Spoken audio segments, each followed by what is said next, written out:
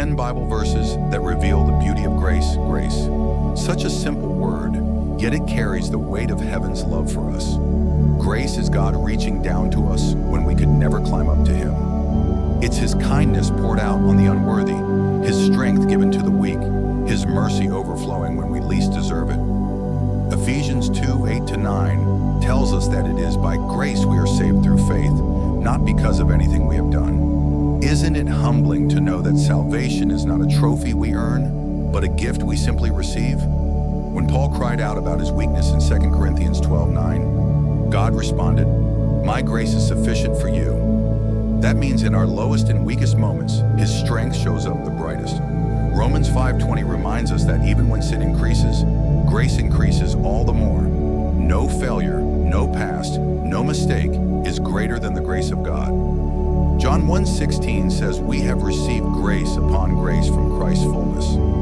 That's an endless supply, like waves on the shore. Grace after grace, blessing after blessing. And Titus 2:11 declares that this grace has appeared to all people, bringing salvation. God didn't hide His grace. It shines openly, calling every soul to come.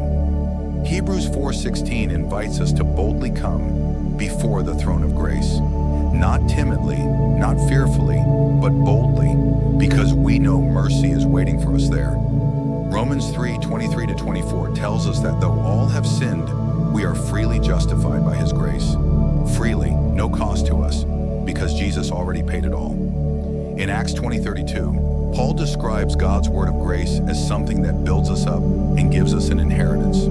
Grace doesn't just save us, it grows us, strengthens us, and secures our future.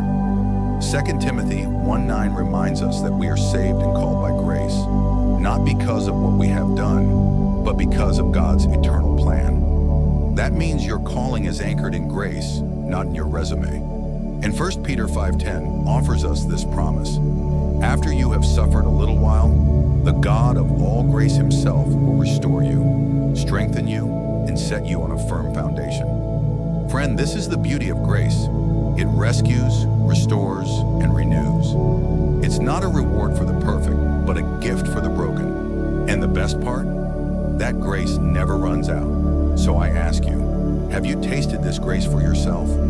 And how has God's grace carried you in your journey? Keep trusting. His grace is abundance.